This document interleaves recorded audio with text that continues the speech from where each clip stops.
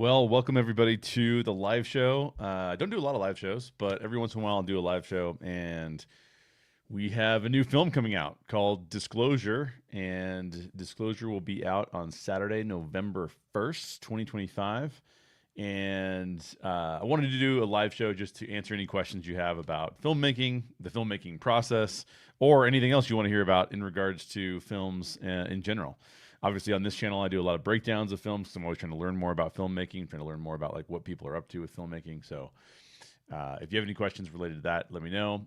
Also, really good to see Ishak. I think I'm pronouncing that right. Ishak, let me know if I'm pronouncing that right. Good to see Ishak in the chat. He's got some good questions for me as well. So, lots of good questions to answer. I've got some questions that were pre-submitted by some folks, which is awesome. And then I've got questions from you. If whenever you are whenever you want to leave a question here live, I will answer it. So it'd be really fun. I sent the link out to a couple of my buddies, so they may be joining us any one time. But yeah, like I said, got any questions about filmmaking? Got any questions about our new film Disclosure? Got any questions about any of the stuff that I've talked about on this channel? Yeah, this is a live show, so it's total free for all. Ask me anything you want to, and I'll tackle it. In fact, let me jump into some of the questions that Ishak is asking here. One of our friends from across the pond over in the UK. One of the things that he said here is, I'm a fan of K-pop Demon Hunters. It is my movie of all time because the music is so good. My favorite song from K-pop Demon Hunters is Huntrix Show You How It's Done, Done, Done. I love K-pop Demon Hunters. K-pop Demon Hunters is my favorite movie of this year. And the reason it's my favorite movie of this year is because I love the animation. The animation team that is doing the Sony animation, which is of course like Into the Spider-Verse and Across the Spider-Verse, is fantastic. And so I love the animation. Songs are phenomenal. But even more than that, the story goes a lot deeper than I was expecting it to. I was, expecting kind of a cool action movie. And then all of a sudden, we get this like really in-depth story about people dealing with their inner demons and shame and guilt and stuff like that. So I loved it. I think it's awesome. I'm right with you, Ishtak. Or Ishak. I'm right with you, buddy. Also, he says Sonic the Hedgehog teaser trailer 2027 in the works by Paramount Pictures. I am not. We would need to ask my buddy Webba about this because Webba is a huge Sonic fan. I grew up with Sega Genesis, so I know Sonic very well, but I don't know the movies that well. I haven't seen any of the movies, so I am a bad person to talk about this because I'm not too confident in those. Also, though, he mentions that we had a Super Mario Galaxy movie with Chris Pratt and Anna Taylor-Joy come out in 2027. Anna Taylor-Joy is somebody that I put in one of my pitch decks as somebody I would love to work with on a film, so that's kind of cool. But yeah, it's a cool announcement. I mean, Super Mario was a really fun film, so having another film is fantastic. Love it.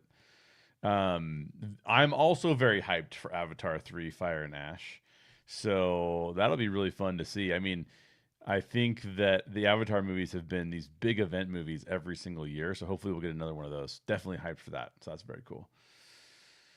Let me jump into some of the questions that were pre-submitted. Okay, so here's some of the questions that were pre-submitted. The first question that was pre-submitted, my film, or our film, I should say, it's always a team effort. Our film Disclosure is coming out, and Disclosure is essentially a film where there's a woman named Audrey Draco. She is interviewing people to try and figure out who knows the truth about UFOs and aliens, and it's called Disclosure because we're all hoping that the government will disclose what's really going on with all this stuff, right? And so this lady's trying to figure out who knows the truth here. And there's a big twist at the end. It's a really fun film. It's coming out November 1st on this channel, so make sure you're subscribed. Make sure you're watching it. And a lot of the people ask me questions about like what was the inspiration for the story. And so one of the pre-submitted questions, I'm pretty sure this was from John. So shout out to my friend John. He said, "Did the Roswell incident inspire this particular story? Did the Roswell incident inspire Disclosure?" Now, for those of you who don't know, the Roswell incident was in Roswell, New Mexico, and essentially what happened was there was supposedly a UFO crashed in Roswell, New Mexico, 1947, I believe. I want to say the date in 1947 was in October, but I could be wrong about that. Now, this is after World War II. Okay, so we're all calming down from World War II. There's this crash. One of the farmers actually saw some of the debris from the crash site. The military was called in. They took a bunch of the debris away. And so the question was always like, well, what happened at Roswell? The government later came out with a story that said that Roswell was a weather balloon crash, and whatever they recovered was just weather balloon stuff. So Roswell was a big deal, and it's a big deal in ufology, right? What happened with Roswell? So did Roswell specifically inspire Disclosure, our short film that's coming out? No, it didn't directly inspire it, because what part of what the short film is exploring is exploring all of the different and various viewpoints that exist on ufology, on aliens, UFOs, UAPs. And I listen to a lot of podcasts where a lot of different kinds of people talk about what their viewpoints are on these subjects. And that's kind of an inspiration for the movie. I talked about this on some other shows, but podcasts like the Julian Dory podcasts like the Danny Jones podcast, Sean Ryan show, anybody who's interviewing ufologists, even Joe Rogan, right? Whenever those kind of episodes come out, I tend to listen to those because I really enjoy listening to those. So people who have been on the show, like Diana Pasulka, there's a whole list of people I could name off that have been on these shows. Diana Pasulka, Hugh Ross is actually somebody that I have written a character that's sort of similar to as well in the film, who you'll get to see. A lot of these things have been included. The film takes place in 1966, so the Roswell incident did happen, within what Roswell was 47, so 19, is that 19 years? Am I doing my math right? 19 years after that is when this film takes place. So that would have been on the people's minds of the people who were being interviewed by Audrey about what she knows, or what they know, or what they don't know. But we don't bring up the Roswell incident specifically in this film. We don't bring up any specific incidents and dig deeper into any specific incidents. What we're instead getting is we're getting kind of like more in-depth but generalized thoughts about what could be happening in regards to UFOs and UAPs and the associated paranormal phenomena. So, yes, Roswell did inspire this story in a roundabout way, because Roswell is a giant piece of evidence, a milestone piece of evidence, if you will, in the ufologist community. But it doesn't specifically come up, in this film. So great question from John, but it is not necessarily specifically influenced by the Roswell incident itself. Now, I have been to Roswell, interestingly enough. I went down to New Mexico, went through Roswell. In fact, I had my mom's cousin, so I don't know what that relationship is to me, lived in Roswell. And I thought Roswell was going to be way different than it was. I thought Roswell was going to be more of a remote location. I didn't realize Roswell was such a big city. And I thought that the UFO stuff there was going to be a little bit more, I don't know, maybe I'll use the word sophisticated. It's a little bit more kitschy when you go to Roswell. If you've ever been to Roswell, it's a little bit more kitschy. It feels like you pulled up to sort of like a swap meet of alien information. It's fun. It's kind of cool, but it's not as sophisticated as I was thinking it might be. If you have any more questions, please leave those. I'm going to keep answering a lot of questions. OG55 is in the chat. What's up, OG? Good to see you in the chat. For those of you who don't know, Orange Grove 55 has been a huge supporter of me and of the films that we've been making. And it's really cool to have OG55 with us. You should definitely check out his channel. If you're into anything Disney, the OG55 channel is a fantastic channel to check out. And as you may or may not know, because I'm very passionate about storytelling, oftentimes I am on the Orange Grove 55 channel, and we do a show over there called The Story Geeks that I've hosted in the past, which is a really fun show too, where we talk about various stories and things. So OG says he has a really good question here. More interest from the general public in alien life overall right now. Lots of stuff going on right now. Lots of disclosure hearings that are going on. We also he's bringing up 3i Atlas, which is a big deal and a pretty interesting one. In fact, Joe Rogan just had somebody on. He had on. I'm gonna forget the scientist's name, but the scientist was talking about 3A Atlas. So he says, "What do you think could impact the film's success? How do you think this could impact the film's success?" Well, there's another thing coming out. There's a movie coming out, a feature film coming out from Steven Spielberg. It's about disclosure as well. So, hopefully this all helps the film and doesn't actually hinder the film. I think one of the reasons why I did the film, OG, was because I'm very interested in this topic, right? I think what we see happening is we see interest like increasing and then interest kind of waning and then interest increasing again and interest waning. And all of it is coming from this really big question. And I think you and I talked about this on a show at one point in time. You and I talked about the fact that this is a core question for people. Are there aliens? Do aliens actually exist? What are UFOs? This is a core question that a lot of people have because it actually helps shape sort of our thought process about what we think about the world and how the world works. So you say, I think it'll help. It's perfect timing. I hope so too. I hope that people will see this and they'll be like, you know what? This is a sci-fi film. It's about a topic that I'm interested in. There's all these other things going on, and I want to check this out. So definitely, I think that is something that will I think it'll help the film get more viewership. I hope the film gets more viewership from it. We're doing as much as we possibly can to get eyeballs on this film. I'm trying to put out a ton of short videos highlighting the film and highlighting other things at the same time. So I hope you guys really enjoy it. I mean, Saturday is going to be a really fun day. We also have some other shows we're going to be doing so that you will be able to see interviews with the cast and crew of our film. So if you're wondering, like, hey, what did other people bring to the table in this film? I was a co-writer and a director of this film, but of course, we have to have a DP, Nathan. We have to have assistant director. We have to have producers, and of course, the cast. So if you want to hear from them, make sure you're staying tuned not only to this channel but also to the Orange Grove 55 channel, because we'll do some shows over there as well where we get to talk about this film in some more depth, which would be really, really cool. So thanks to OG. Great question, OG. I think it'll help too. I think, look, disclosure is a big topic right now, and we did a movie about it. Now, is our film a serious rendition of like exactly what's going on? It is not that. Our film is more drawing inspiration from that and doing a science fiction film that I think all of you will like. So if you're like, hey, I'm not really that interested in disclosure, but I really do like sci-fi. Like if you're a fan of X-Files, for example, which by the way, they're rebooting X-Files apparently, so that's amazing. Then you're gonna like this film. I think you'll have a really good time with this film. I have even asked several people recently, did you like No Vacancy, which is my last film? You can see the poster of it right here. Did you like No Vacancy better, or did you like Disclosure better?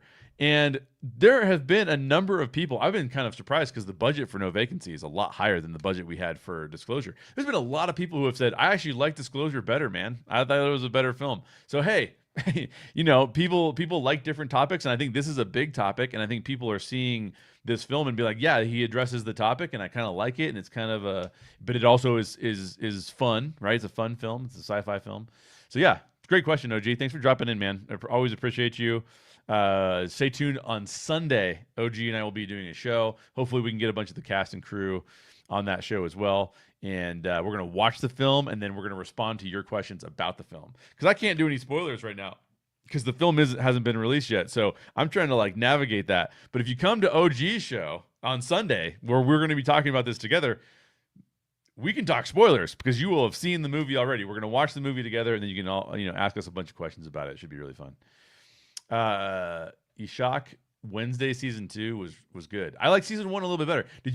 Ishak, which season of Wednesday did you like better? That's what I would like to know. Also, you mentioned that Wicked for Good is coming out, and that looks very good. I was shocked at how good the first Wicked was. I didn't think I was going to like it that much. I was a little bit nervous because I didn't like the press tour. The press tour felt like overly kind of influencery, for lack of a better word. So I was like, I don't know if I want to watch this movie. I watched Wicked, the first part of it. It was amazing. It was such a good film. I was really excited about that. I'm going to get into another question here. Somebody else said, why did I decide to do a film on this topic? So, again, we did a film called Disclosure. Comes out on Saturday, November 1st, this coming Saturday. Why did we do a film based on a science fiction film based on disclosure? There's a lot of ways to answer this question. So I'm going to answer this question in several ways. The first reason we did a show on disclosure is because I'm very interested in the topic. Okay. I listen to all of these podcasts all the time. I already referenced some of them, and I listen to these experts talk about whether it's military technology, whether it's, UAPs, unidentified aerial phenomena. There's another name for them too, because some of them are coming out of the ocean, so it's not just aerial. I listen to all of these podcasts. I listen to all of these perspectives on what this stuff could be. And I find it really interesting, right? So one of the things when you're telling a story that you got to think about is, do I resonate with this? But do other people resonate with this as well? And now if you resonate with it and other people resonate with it, what is some of the shared human experience there that makes you think to yourself, I think other people will want to see a movie about this too. So I was just really, looking at all of this stuff, trying to understand exactly what was going on, and I was really enjoying it. And so that is one of the reasons why I chose this topic, is because I felt like the second reason I chose this topic is because I felt like I could take what I was hearing in these 3-hour-long podcasts and I could distill it down and infuse it with conflict into differing viewpoints on what's going on. Is this military technology? Is this alien technology? Is this angels and demons? Is it a spiritual thing? I've heard all of these opinions on all of these shows. So now what I'm doing is I'm drawing all of these opinions in, and there's inherent conflict in these opinions. Because if you say it's aliens, and then somebody else says it's aliens and demons, or it's angels and demons, there's some inherent conflict there. Now, why is there inherent conflict there? Because the mystery is still there, and then we have to try and form beliefs around these things, right? Like, do we believe it? Do we not believe it? Why would I believe it? Why would I not believe it? And as I try to form beliefs around these things, it creates conflict in us, and then it creates conflict as we listen to people's opinions.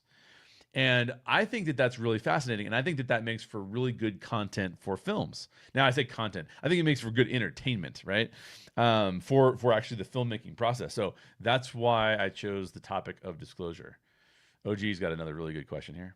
What different filmmaking challenges arose for disclosure that didn't occur during No Vacancy? Oh, that's a really good question. Let me think about this for a minute.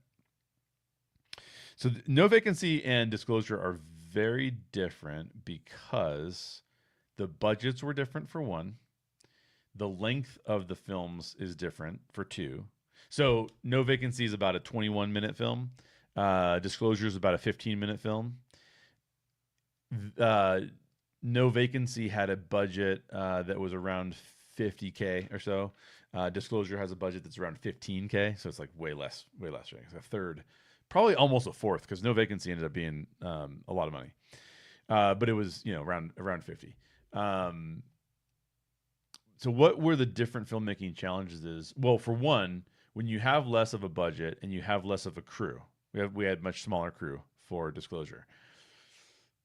You have to figure out pretty quickly, where is the conflict in this story, and is there a story here that I can tell without having to have lots of special effects, without having to, because everything that adds money to the film, you have to say, like, I don't have that money, so like, how do I take that out? How do you don't see any UFOs flying around in this film, right?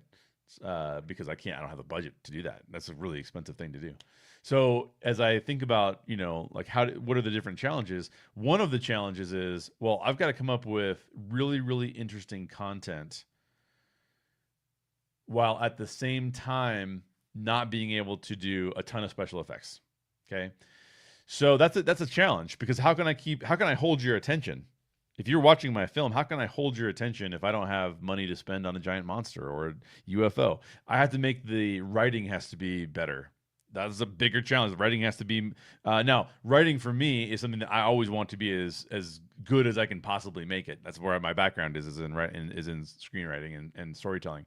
So, but Disclosure was like, okay, this writing has to be really good, because there are moments in this film where one of the people being interviewed by Audrey is saying things to you, and if I don't get that precise, if I don't get it to be um, to have some brevity to it, you might be like, I'm now getting bored. This is too much talking in a film. I don't want to keep watching this, right?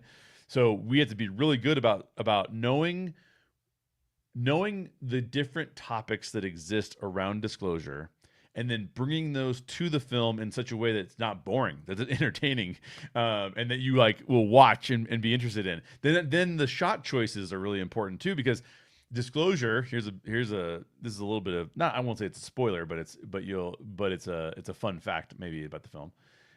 Is it all takes place around one table. Okay, so there's not multiple locations. There's not like in No Vacancy, it has this like this motel on the poster here, a really cool location where we can do different. We're inside different rooms, and even though it's a one location shoot, it's multiple setups in that one location.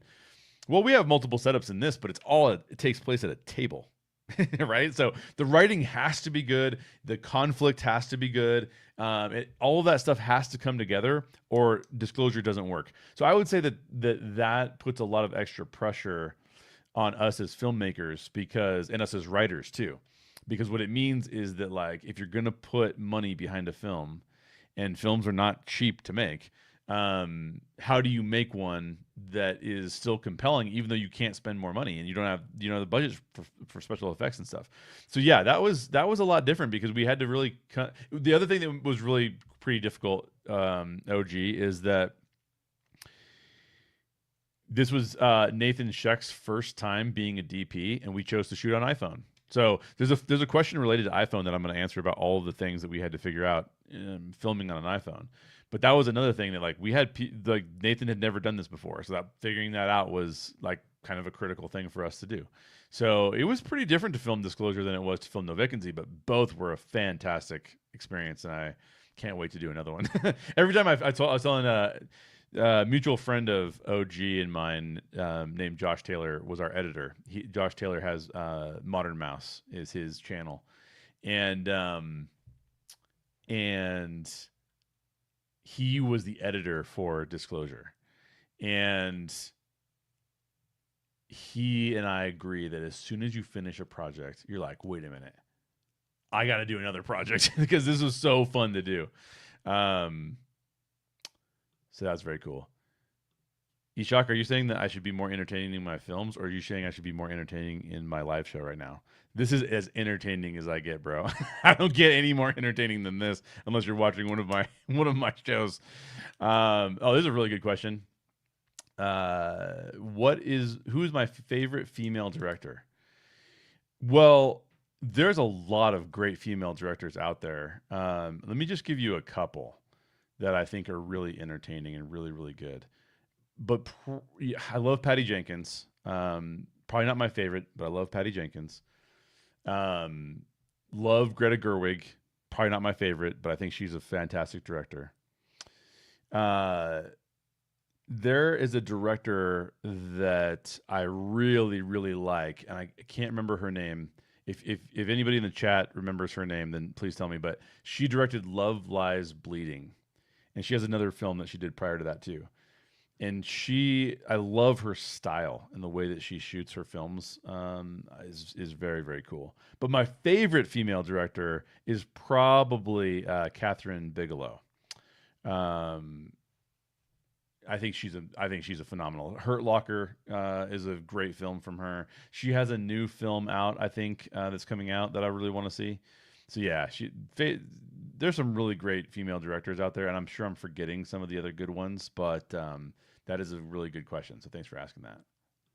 Another question I got earlier this week was, what are my thoughts on the latest disclosure hearings? So this is from disclosure hearings, meaning, alien disclosure, UFO disclosure. What's going on in the skies around where we are?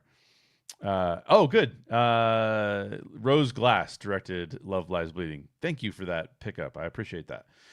Rose Glass is awesome. Phenomenal. I mean, like, the way that movie is shot is really, really cool. And I was watching, she had another movie that came out before that I didn't watch. I believe it was a horror movie, I want to say. And I haven't seen it, but I've seen the trailer, and like her shot choices are phenomenal. Um, so yeah, what are my thoughts on the latest disclosure hearings? Okay, so disclosure hearings are really interesting to me because what happens is the U.S. government brings in um, experts who have either, Jeremy Corbell is somebody that they bring in. Um, there's the guy that hangs out with Jeremy Corbell all the time, and his name is, I'm forgetting his name now. White hair, white beard, very very interesting guy. Has covered UFOs and alien stuff for a really long period of time. They'll be called into the hearings. We've seen people like David Grush called into the hearings. What's the guy? Lou Elizondo has been called into hearings. All of these people who say, "Look, I've been looking into this stuff, and there's information that we feel like the U.S. population, United States citizens, should have available to them related to what we've found, and we're not allowed to release it. Either we're under, it's a top secret. We just don't know. Some people have told me that they know, but they're not allowed to say anything about it. And so my thoughts on the latest hearings about disclosure and how they shape the film that we made are that it's still very much a mystery. And I think that mysteries are good for storytelling because we don't know the answers, right? There's a very famous quote. I'm not going to spoil it because it's in our movie. There's a very famous quote by an astrophysicist in our film that I can't wait for you to hear. And that quote pretty much summarizes how I feel about all this stuff, which is to say, we don't really know what is going on. Some people may know, but I don't know, right? And so you and I as human beings have to respond to, are there aliens? Are there UFOs? What are they? Why are they here? What are they doing? Why don't we see the aliens around us, right? So really, really interesting stuff is happening. And I think that that's why the disclosure hearings are incomplete. They're frustrating because some of the questions are bad questions that people are answering. Not all of the answers we get are satisfying. And so I think all of that makes for a really compelling, interesting way to tell stories, which I like a lot. So that's kind of my thoughts on the UFO hearings. OG's got another question here. I'm always excited about OG's questions. And Yeetaroni, is that, am I saying your name right? Yeetaroni123. If you got more questions, throw them in there because your question was great. With AI rising, what will cause more people to believe in UFO footage? Will it cause more people to believe in UFO footage, or will it create more skepticism? Ooh, good question. I think it depends on what the AIs start telling us. If the AI comes out and says like, "Oh yeah," so let's just say, for example, one of the things that's happening with AI that I think is really fascinating is that the government is not putting, our U.S. government, nor the Chinese government either, by the way, the CCP, they are not putting a lot of limiters on AI technology and AI technology growth. Now, why is that the case? Because they're both scared, both the CCP and the US government are scared that one of those two governments will hit like super intelligence first, and that whoever gets the super intelligent AI, it will take over the other country's AI, and then that country will be subject to whatever that AI wants to do. And so the government is pouring lots of funds into AI and letting AI kind of just run because they want to be able to get the best AI first. How will that change our understanding of UAP, UFOs, the footage we see? I think that it depends on how much influence these various factors have in what the AI is allowed to tell us. Because if the CCP and the US government have more control over the AI than it being like a free thing that is not influenced by government properties, we already know I think this is very obvious. The U.S. government is not giving us the full truth. So the U.S. government is lying to us or covering up things. We know that. In fact, that's a line in the film. One of the characters says that in the film. we we have to assume the U.S. government is lying to us. Now, why is that? Because clearly they don't want to answer certain questions, right? Which again makes for great filmmaking, because now we have our government that doesn't want to tell us things, and now that makes for a more interesting film, at least in my opinion. So if the CCP or the U.S. government gets control over the AI or has any sort of influence over the AI, I think that it will start to tell us that, don't worry about UFOs and don't worry about this stuff. It's not real. I don't think what the AI is going to do is be honest with us about what it actually is. Oh yeah, what you've seen out there is a secret government technology. Well, if the government doesn't want us to know secret government technology, that's why they want to keep it secret. But if the AI can kind of overcome government regulation, it's possible that we get more information there. I think one of the ways that AI can help us a lot with disclosure is in terms of taking large data sets and tracking those data sets to give us a better picture of what's actually going on. So OG brought up 3i Atlas earlier, and 3i Atlas is really interesting because it's a very unusual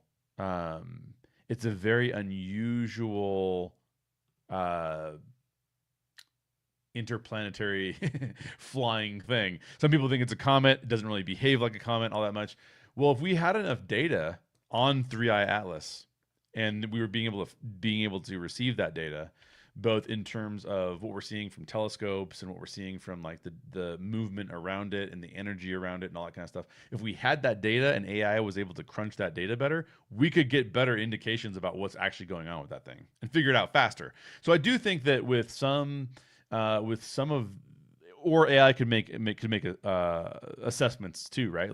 Like, oh, we think that the Tic Tac UFOs that we've seen, we think that the Tic Tac UFOs probably have these kind of propulsion systems because that's the only way that they'd be able to move like that. Well, AI can crunch all of that data and let us know that. So I think that what I'm weighing here in this question, OG, is does the U.S. government put restrictions on what we're allowed to know, or does the AI be able to do all the crunching of the data and tell us? And I don't know how it's going to turn out, but my hope is that we'll learn more. For sure. I hope that we'll learn more. Another question I got, again, before the show started was, what's it like to shoot on the iPhone? Isn't it crazy that this thing right here that I'm holding in my hand, which I have, by the way, my screen here is of a shot I took off Hollywood. That's the Hollywood sign right there. How cool is that? And we're making movies. So maybe one day we'll have a movie in theaters that you can watch. How crazy is it that we can shoot on this thing? I have a Moment case here. Moment is a brand that makes filmmaking attachments for your iPhone. So if you want to film on iPhone, they do things like lens attachments. This case right here, I can actually swap this piece out right here and then actually attach additional lenses on top of the camera lenses for the phone, and that'll give us a different aspects of filmmaking that we can play with. You can put filters over the top of those. We had filters that we actually ended up not using. We didn't need them. So what's it like to shoot on the iPhone? It's really interesting. It is still a thing that you have to understand technically, right? And by the way, AI is scary stuff. I agree. I totally agree. What's it like to shoot on iPhone? Well, shooting on iPhone is really interesting because we all have one and we're used to filming with it, right? But as you'll notice, if you start to film with your phone, it doesn't always look cinematic. Now they have a cinematic mode on this thing that you can utilize, and it works pretty well. But if you really want to get it to look like professional filmmaking, and I had a lunch with the director. Shout out to Ben Hess. He's a director that lives close to me, and we had coffee yesterday.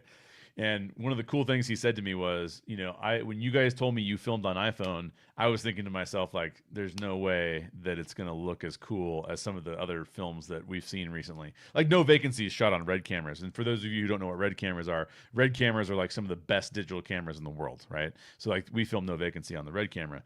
So when you're comparing best digital cameras in the world to we're going to shoot it on our iPhone, you would start to think to yourself like, well, am I going to see a giant difference in the quality?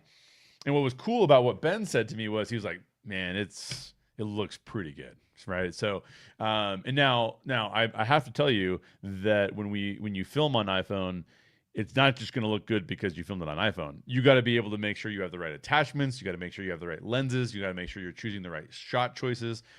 All of that goes into filmmaking with the iPhone. And I'm going to do a specific video about that a little bit more in depth. But we used just a couple of facts here that Nathan gave me. Nathan's our DP and also the co-writer of Disclosure.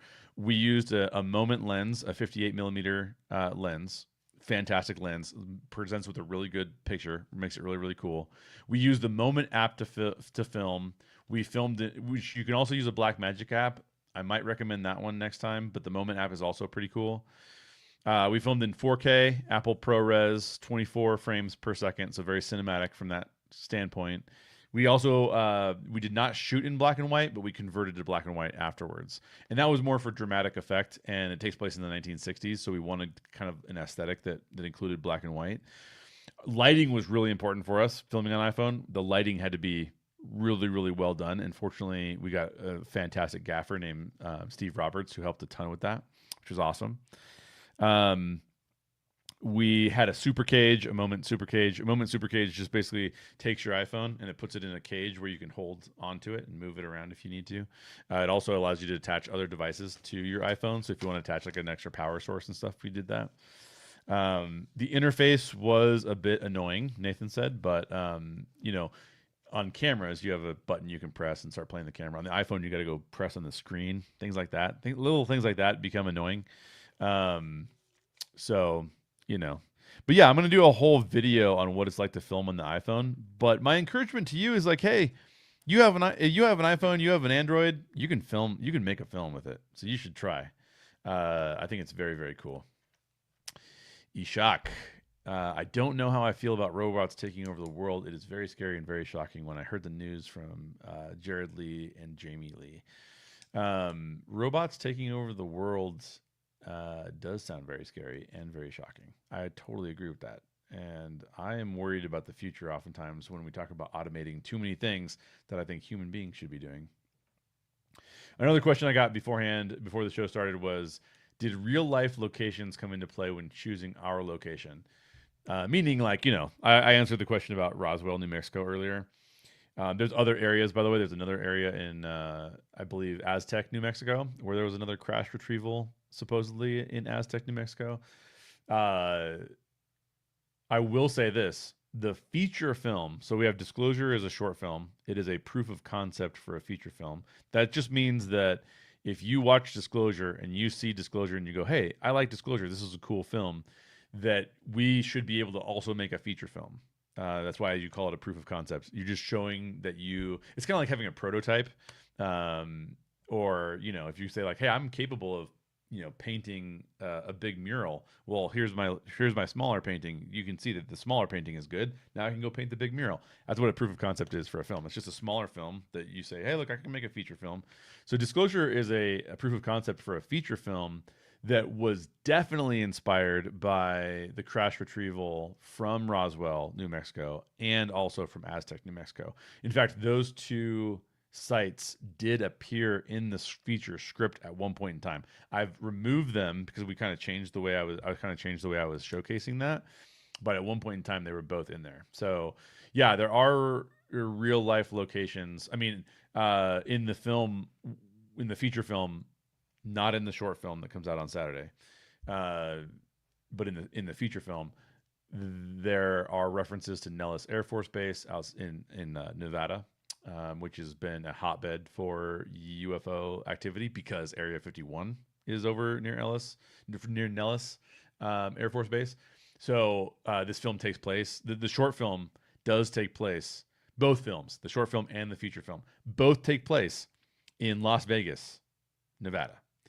And that has been a hotbed for a UFO activity as well. Not so much Las Vegas proper, but the Nevada area around there has been a hotbed for a lot of stuff that's really interesting with UFO type stuff. And Nellis Air Force Base, there is a character that appears in both films, both the film you're going to be able to see on Saturday, our short film, and the feature film, there's a character who works out of, he's a general who works out of Nellis Air Force Base. And he's one of my favorite characters. He's a fun character. So hopefully you guys will enjoy that character as well. What were important technical aspects of shooting Disclosure? Okay. So when you go to make a film, one of the things that I recommend that you do, or even if you watch film, you want to watch like why does this film work or why does this film not work, right? One of the things you need to look at is like, well, is the sound good? Are the visuals good? I mean, film, when we're talking about film, we're talking about primarily a visual medium and then secondarily an audio medium. And those two things are put together into what we call filmmaking. And I knew that we were filming with an iPhone. We should probably try and make it smaller, not try and do like these super big action shots. We didn't have enough money for super big action shots. But what we did have money for was coming up with really powerful visuals that were lit really well and that had really good sound. And so most of our budget, the majority of our budget that was spent on making sure that we had a good lighting technician. We had Steve Roberts, I mentioned it earlier, was our gaffer, phenomenal gaffer. Had to have really good lighting, and we knew that we also had to make sure that the iPhone was capable of capturing the low light kind of environment that we were in, and it did a great job of capturing that. But we also needed to make sure we had good sound. I considered for a second, I considered using shotgun mics and just trying to, not even bring on a sound recorder, but just use shotgun mics.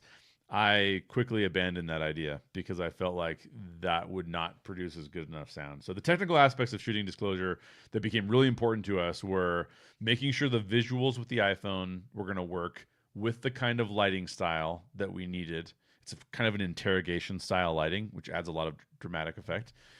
And in fact, I can show you. In fact, let me give you an example of what I'm talking about. Here's the channel. And let me go to one of our trailers, and you can kind of see that the lighting kind of looks like a little bit. I'll show you a little bit what this lighting looks like. So we have this top-down lighting that's used for very dramatic effect, right? Purposely shading portion of the face. We want to see a little bit of the eyes in here. This is really important to us from a technical perspective. Once we've actually shown the film, I'm going to do more videos about how we were trying to arrange all this stuff. But this just gives you a pretty good idea of like why these were important to us. In order to increase the drama, notice how the character is talking to us directly. One of the things I'm hoping for with the film is that when you watch it, you will say, oh, I feel like these characters are almost telling me information that I need to consider. Because that will create a little conflict in us. Like, do I believe this character? Do I believe this character is lying to me? Do I believe this character is telling the truth? We want you to kind of feel that, right? So we put it under interrogation style lighting, where one side is lit a little bit more than the other side. Had a really cool reference photo for that we utilized to try and get that perfect. Try and get a little bit of light on the eyes just so you can see the eyes a little bit more, because the top-down lighting makes it very difficult to see eyes sometimes if the brow hangs over the eyes too much. And that was important technically. Technically, we had to get that right, because if this scene isn't lit very well, it doesn't look cinematic, right? Like if I don't light this scene the way that it needs to be lit, it's not going to look cinematic enough, and it's going to make it come off as a little bit more cheesy. So that was important. Lighting is super important in making something look cinematic, and so that was really important to us there. Sound was also really important. We had a boom mic that's sitting off screen above. This is Jeffrey Bigger, our actor here.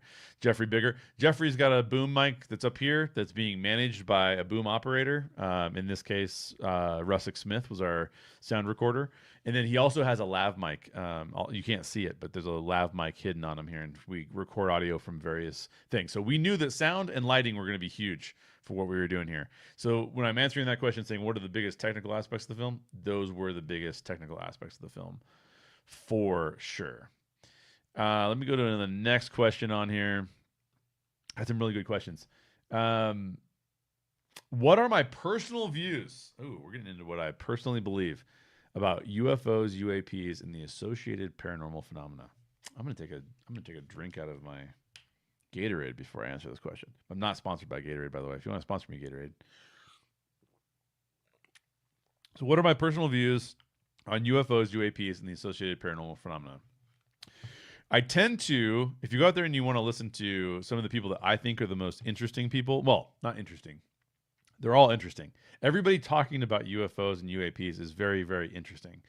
Um, but some of my favorites are the people that I think are, I don't even want to say trustworthy because I think that's the wrong word, but the people that I gravitate toward from a what do I believe standpoint. I think Diana Pasulka is probably one of the most interesting people to listen to about this topic. Diana Pasulka, actually, in fact, if any of you know Diana Pasulka, let her know that one of the characters that we have in our film was partially inspired by her. And if she ever wants to come on and talk about what she knows, and then she can watch our film and see if we see if we did a good job representing her viewpoint, or some of her viewpoints, because it's not exactly the same. She talks a lot about what I love about Diana Pasulka as a researcher is that she goes into a lot of depth about what she has found amongst the UFO community, both through interviews, research, all that kind of good stuff. And she's very reasoned about it. And she's very quick to say, this is research that I feel very confident in, and this is research that I feel less confident in. And I respond to that well. There are some people in the UFO community who talk in ways that are incredibly confident. I was listening to this one guy. I can't remember his name. I have to look it up. He comes on the Danny Jones podcast. Great podcast. Love listening to the Danny Jones podcast. Danny Jones is a really good interviewer. And the first thing out of his mouth is he goes, all these people that are talking about UFOs, they're all wrong. All of them are wrong. And so I'm thinking what he's going to say based on him leading off with that like really, really, really intense viewpoint. I think he's going to say, they're all wrong. There's no such thing as UFOs. It's all government technology. No, the guy says they're all wrong. There's like hundreds of UFO. There's like hundreds of alien races, and a bunch of them have visited Earth. I was shocked by this, right? But the level of confidence he is speaking with makes me think, I mean, how can you be that confident with something that not a lot of people know about? So why do I like Diana Pasulka so much? Is because she tells me I'm confident in this information, I'm less confident in this information. That seems to me like a person that I'm able to trust more. If you tell me I think this is really solid evidence, but I think this is kind of weak evidence, then I would be like, I trust you more than the person who says this is perfect evidence and there's no doubting this whatsoever. I'm like, what do you mean? Everybody doubts this. This is not. One of the essential things about our film is that what is knowledge? What does knowledge mean? And do we even have enough knowledge to be even able to come up with some of these some strongly held beliefs about these things? And I'm not sure we do. That's part of the filmmaking process, is a discovery process for me of saying, like, when I write this stuff and I consider all this stuff, what am I thinking about? So my viewpoint on UFOs and UAPs is going to very closely align with Diana Pasulka's, which is to say, and I'm going to summarize her opinion, and you should go listen to her and listen to her directly because she's amazing to listen to. But what I would summarize is that there is a lot of evidence that the U.S. government has technologies that nobody knows where they came from. Does that mean that it's alien technology? Hard to say. Maybe it's foreign government technology, or maybe it's really old technology that came from somewhere, some other civilization that's no longer here or something. But it's technology that we don't even fully understand. There's enough evidence to suggest that there's something like that out there that I find that compelling. Diana Pasulka also says, I believe she's Catholic, or at least grew up Catholic and now is moved away. I can't remember. You have to listen to her directly. But she says, I think that some of it's spiritual too. Some of it's, or at least that what the Bible is referencing and some of the other spiritual texts that exist out there are referencing some of the things that we're experiencing today. And, that's not anything new. You go watch Ancient Aliens and you'll see some of the older civilizations, and those older civilizations will say we've been visited by people and stuff like that. Um, that's an interesting question. So I think I agree most with Diana Pasulka, but I also tend to think that, and she, some of this stuff is some of the stuff we're seeing is military technology. In fact, I saw a report from somebody that said that the Tic Tac stuff, the Tic Tac UFO stuff, was from Lockheed Martin, right?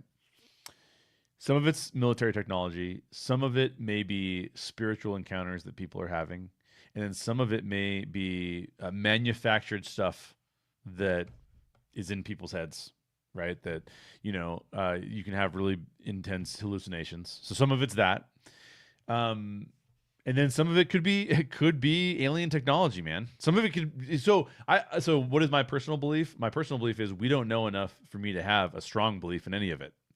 But I do tend to believe that it is this. I do tend to, and this relates to the question OG just brought up. Do you believe there's a connection between ancient Egyptians and aliens? And I think that this is so okay. So when you think about it from a spiritual perspective for a second, if you think about it from a spiritual perspective, and you think to yourself that, let's just say that we define angels and demons as trans-dimensional beings, okay? I don't think it's crazy to say that, by the way. If you read any kind of documentation about angels and demons, I think you would come away with a thing that's... I think some people think about angels and demons as if they're like earthbound entities. But if you really read and study on it a little bit, it feels a little bit more like trans-dimensional sort of beings, right? So would it be crazy if aliens from another planet went back and visited Egypt? No, that wouldn't be crazy. Especially because if aliens have visited Earth before, it means their technology is really advanced, and it could have been advanced when the Egyptians were around, right? So I think that's very much a possibility. The other possibility is that angels and demons, trans-dimensional beings, have been doing the same thing throughout the course of history. And no matter which viewpoint you take on that, whether you think, oh, it's aliens from a different planet, or whether you think it's angels and demons from a different dimension, either way, the result is the same thing. Something seems to be influencing humans for the course of human history, right? So I think there's lots of different things you could believe about those things. Now, many of you guys know I am a Christ follower, so I'm going to lean a little bit more towards the angels and demons answer, just because I know a little bit more about that. But I don't think that we have to say that excludes aliens from being a possibility. To me, I think you can hold both. You can hold both beliefs. I don't think that's necessarily a problem. In fact, that comes up in our film, which you should watch on Saturday. But yeah, it comes up in our film. So hopefully you'll watch that and feel like there's some things to hold on to. Now, what I'd love to hear is, what is your viewpoint on UFOs and aliens and UAPs? Leave that in the comments. I'd like to hear your thoughts on that too. And Ishak says too, like right here, and UFOs, we don't know. We don't know. Nobody knows. We only have the things that we can kind of point to and go, huh, maybe that's true, maybe that's not true. And then we go from there. And that's the best we can do. Here's another question I got from before, from earlier in the week. How do you transfer tone and feel? Oh, this is a really good question. How do you transfer tone and feel from the page, the screenplay, to the screen? How do you take the tone and feel of a screenplay and put that on screen? This is a great question. I can't remember who answered this. I would give you a shout out, but I can't remember who it was. So there's multiple tools to be used to be able to do this well. The first thing is as a screenwriter. So remember, for me, right? What are my roles on a film like this? Well, my role starts as a screenwriter. I'm writing stuff down, and it's on a page, on a screenplay. Then I'm putting on a producer hat, and I'm saying I need to hire people to make this thing. Then I'm putting on a director hat because I hire myself. Me as a producer hires myself as a director to go direct the film. So at each stage, tone and feel are being communicated to different people. Sometimes it's just being communicated. I'm communicating it to myself. But here's what you do. You get a really good idea when you're writing your screenplay on what is important to display on screen so that the viewer will understand the tone and the feel you're going for. So I'm going to share my screen again and we'll talk about this a little bit more in depth. So you can imagine that I'm sitting here writing the script and I'm writing what Jeffrey Bigger, here, our actor here who plays Dr. Townsend, I'm writing what he's going to say. Okay, well, who is Dr. Townsend? What is his motivation behind speaking in these terms? What does he believe or not believe is true about the world around him? How does that belief affect what happens with what he wears or with how he behaves? Okay. Then what I do is I take all of those things, I put as much of it onto the page as I can. And then after I put it on the page, I go, okay, what is it about this character that everybody needs to know? So what the description of this character in the script, by the way, is that this character is described as Mr. Rogers if he gained 50 pounds and was super arrogant. And this is a character that, you may or may not like. I don't think you're going to like this character that much. Jeffrey, by the way, is awesome. He's the actor. So to separate the actor from the character you might not like as much. But look at his glasses. His glasses are styled in the fashion of 1966.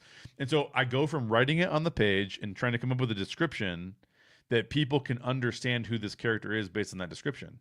Then as the director, I come in and I go, I'm going to create a lookbook. And a lookbook is basically something that everyone on the crew and everybody in the cast can look at. And they look at the lookbook and they go, oh, I see. This looks like 1966 clothing. He's wearing a cardigan, of course, because that's what we would have seen in 1966. We chose a bow tie for Dr. Townsend. Why would he wear a bow tie over a straight tie? Because it seems like somebody who's more arrogant and wants to draw more attention to themselves might wear a bow tie because it's different. It's not the standard thing that people would wear. It's a different thing people would wear. So one of the things that you do is you write it on the page, and then as a director, you take what's on the page and you interpret that into a lookbook so that everybody knows the look you're trying to go for. And that's really where a lot of the tone and feel comes from. But it also comes from the dialogue. How serious is it? Am I telling jokes all the time or am I being serious? A lot of it's like the location wise and how we're describing shots and what kind of shot choices that we have.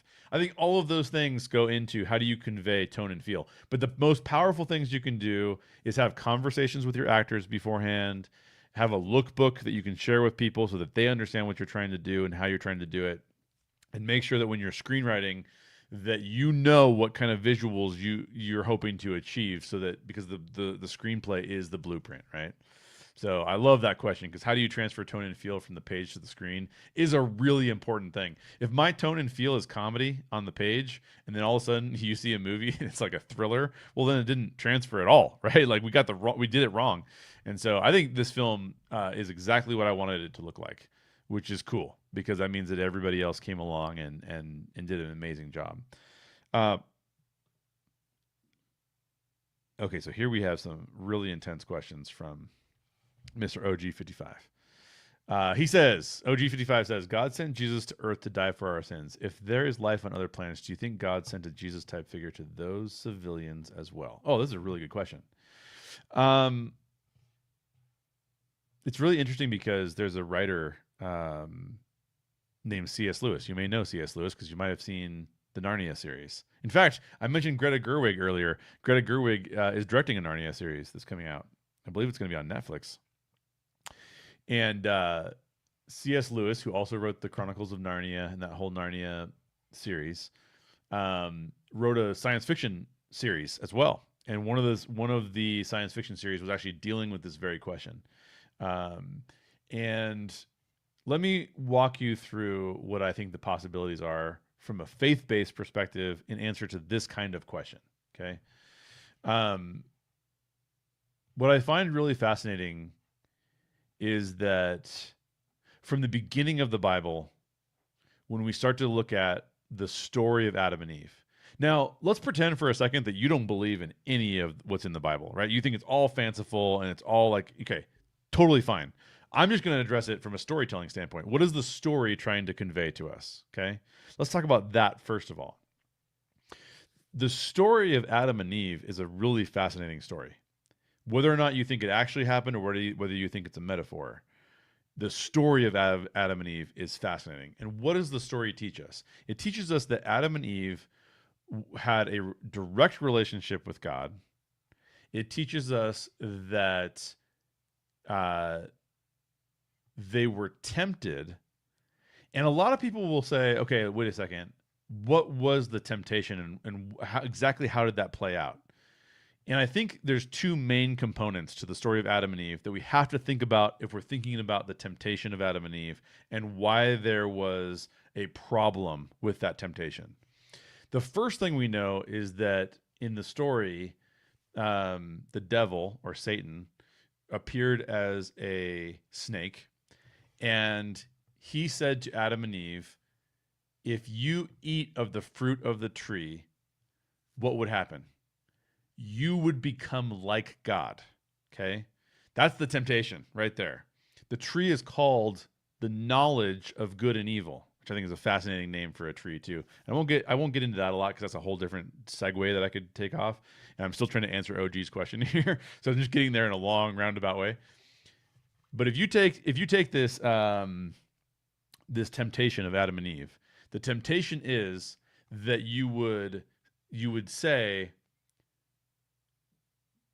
I am going to make myself like God. That is the temptation. That's what the serpent said to Adam and Eve. The serpent said to Adam and Eve, whether it's a metaphor or real, the serpent said, if you eat of the fruit of the tree of the knowledge of good and evil, you will become like God. So the temptation to Adam and Eve was not, oh, hey, let's go try to get to be more knowledgeable. The temptation was, I want to put myself in the place of God. I don't want to be subject to God. I would like to take over God's place and not be subject to God. I like to be a human being who takes on God-like abilities, right? I don't want God to be my God anymore. I want to be God. So the temptation of Adam and Eve is actually a temptation that every single one of us faces all the time, and that is to make ourselves the most important thing. And why does this have anything to do with Orange Grove's question? Trust me, I'm going to get there. I'm tying it all together. Okay. So they eat of the tree of the knowledge of good and evil, and then they have this separation from God, right? So here's the first question I think you need to ask yourself as you're considering that story, whether or not you think it's true, whether or not you think it's a metaphor. The first thing you need to think about is, what does that mean? Okay? What does it mean to be separated from God? And I would make an argument that that what it means, that there's a portion of it that means that we as humans fight to try and be gods of our own world. We want our will to be done in the world as opposed to God's will to be done in the world. We would prefer it that way, right? And you can tell that because we're very selfish. Selfishness is a thing that pretty much every human being ubiquitously struggles with. And so I feel like the story of Adam and Eve, whether or not it's true or whether or not it's a metaphor, is true for you. It's true for you. It's true for me. We want to put ourselves in the place of God as opposed to be subject to God and worship him as God. We want to be God, right? We have this selfish desire that what we want is what happens in the world. Okay, so how does this relate to Jesus, and how does this relate to life on other planets? Do you think God sent something to all of those other planets as well? There's multiple questions to be answered here. So I just gave you the perspective of like, why did Jesus have to come to our world, right? Because the Adam and Eve story says we tried to be like God. We put ourselves in a place like God that where we want to be God, and we are selfish, and we put ourselves as the most important thing. And if we do that, then the problem is that we need to find reconnection to God, because God said, no, you can't be God. So I told you couldn't be God. So now you're going to be you're human, and now you're subject to death and sin has entered the world through that. Again, could be metaphor, could be actual. I don't think you need to come up with a viewpoint on that to hear what I'm saying. What does the story of Jesus tell us? The story of Jesus tells us that God cares enough about us that even though we have this selfish desire to put ourselves in the place of God, God says to us, if you want to live and have connection with me as God, I will send Jesus to earth to die for your sins so that you can have reconnection with me. So what is God saying? God is saying you are not worthy as a human to do a bunch of good things and then earn a relationship with me. You're just not good enough because we sin. We have sin. Sin is a part of what goes on around us. We're not perfect.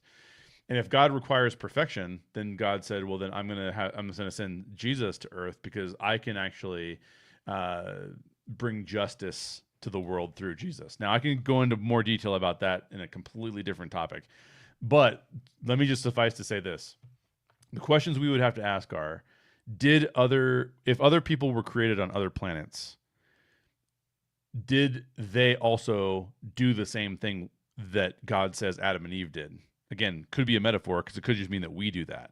But it also could mean that other people on other planets do the same thing. We selfishly want to be God, and we selfishly want our will to be done. And if that's the same sin that's being committed on other planets, then I would say, yeah. Then the question would be, does Jesus's work on Earth also cover those other alien planets, or did they have to have their own Jesus, right? And those are questions that, I mean, we don't have answers to. And the Bible doesn't address that. It doesn't come up with that. What I'd be very interested in knowing, if we were to ever meet aliens from another planet and they weren't transdimensional beings, they were actually aliens, is I want to know, do you have the same temptation to be as selfish as we do here on Earth? Do you have the same type of makeup that makes you want to be really selfish, or do you have a different kind of makeup that is separate? I would love to know the answer to those questions. I think that'd be really fascinating. So that's a really good it's a really good question. And OG followed up that question with this one. I'm curious on your thoughts about how faith may be addressed beyond our planet. Here's what I think. I think that God definitely could have created other beings on other planets. By the way, we know that there's lots of planets that have the potential for life, right? We know that there's billions of them or something like that. At least that's the estimate. Maybe saying we know is too strong of a word, but we have a degree of confidence that there is, or degree of probability that there are other planets that could have life on them. So could God have created life on all of those other planets? Yeah, absolutely. It's possible. What does faith mean to those other people on those other planets? Well, it depends on how God formed them and how God formed their cognitive processes and how they think and how they behave.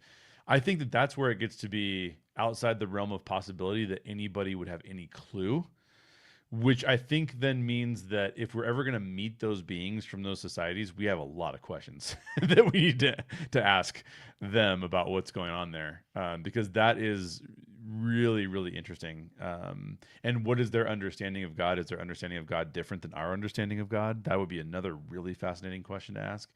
I don't think I have good answers to these questions, OG, but I think they're really fascinating questions to ask.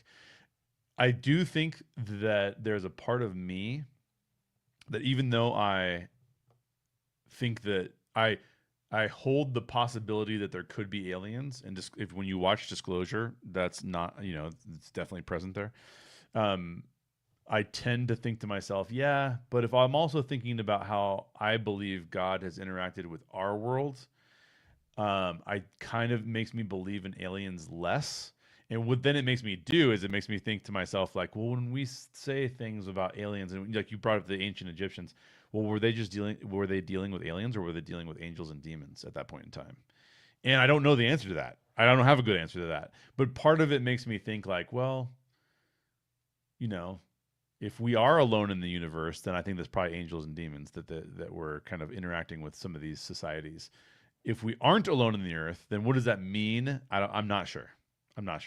But I think some of the questions that we talked through earlier, I think, are really interesting questions. And I think I would want to ask those people those same questions. Is it possible that there are societies like C.S. Lewis imagined, where on other planets they didn't get disconnected from God and they didn't commit sins?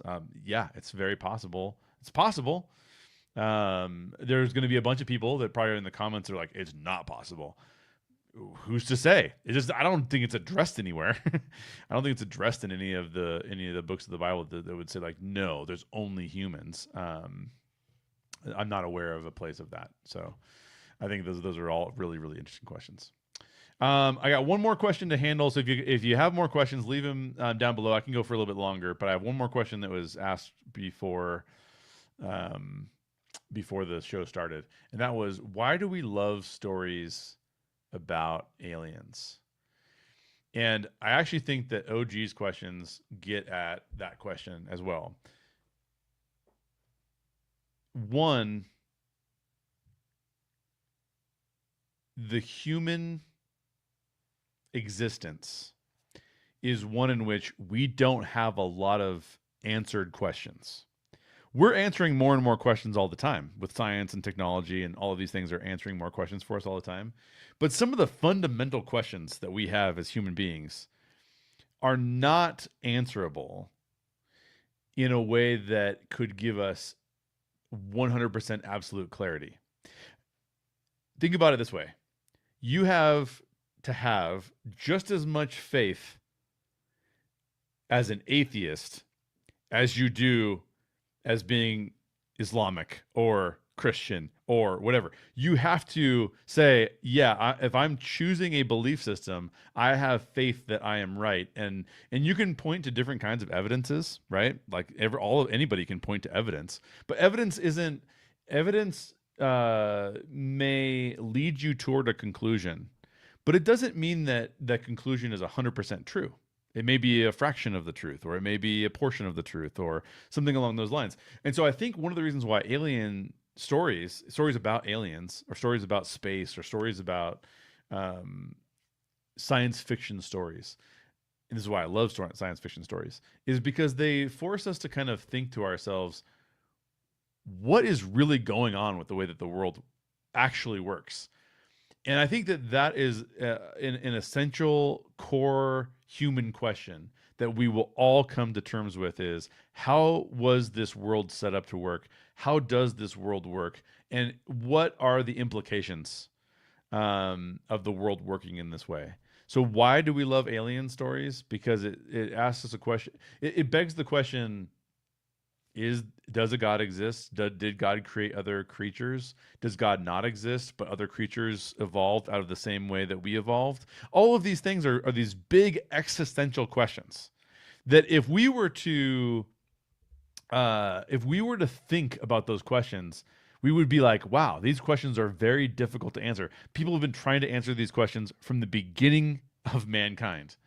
Um, and I think that science fiction gives us a way to start to ask those questions at the same time being entertained.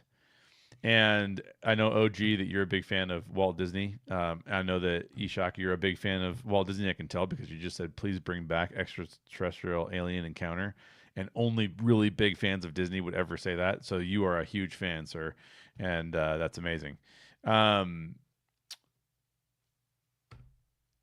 I think that edutainment is awesome, right? If you're a fan of Disney, you probably like edutainment, education that also entertains. And I think a lot of science fiction is that for us, right? It gives us the chance to ask big questions, and it gives us a chance to play out those questions in a narrative format. I love storytelling. One of the reasons I love storytelling is because I believe that storytelling helps us explore ideas. In fact, when I write, I was just talking to the director friend of mine about this. When I write a story, I write stories with the process of discovery in mind.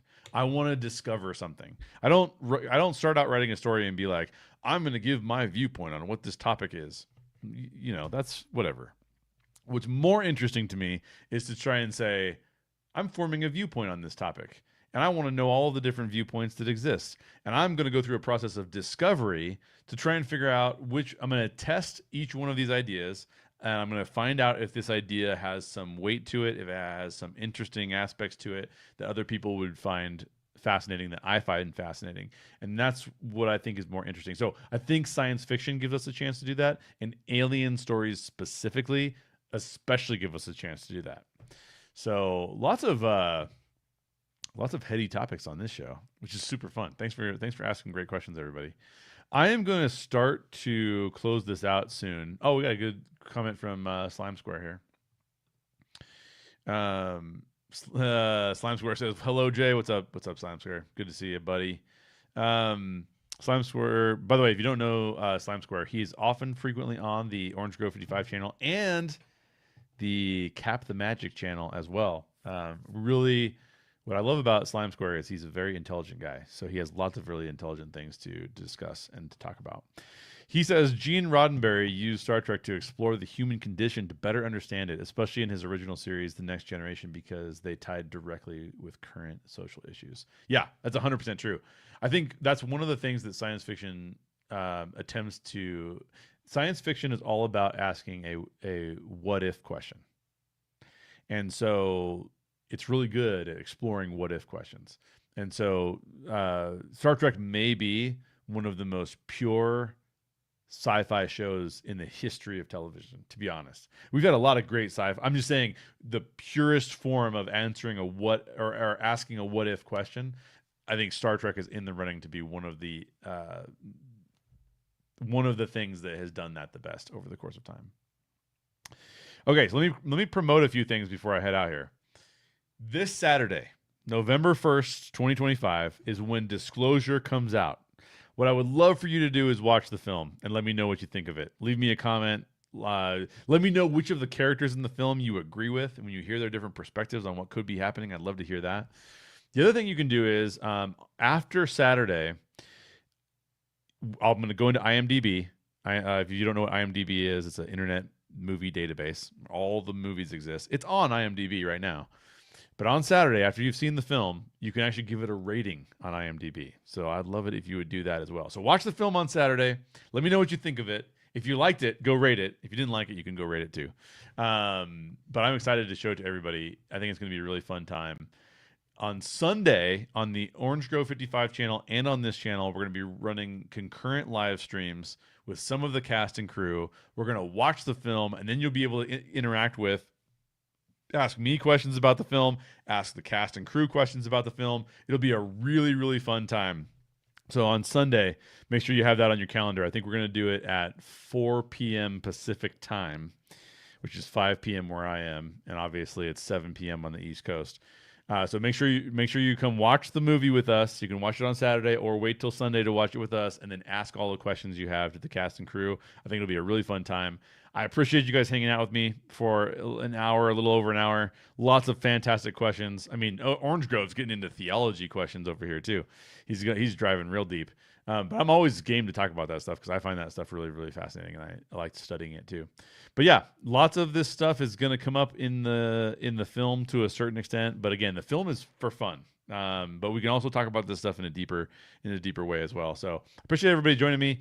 Definitely recommend the movie to your friends when it comes out on YouTube. I would love to have as many people watch it as possible. And after the movie comes out, I'm going to actually be going and pitching around the feature film so that we can try and get the feature film made as well. So hopefully you guys will like that. Thank you for tuning in today. Thank you for your awesome questions. And I will see you on the next show. If you want me to do another live show, by the way, if you like these live shows, let me know in the comments down below. I'll do another one. Thanks, everybody. Great to see you. Talk to you later.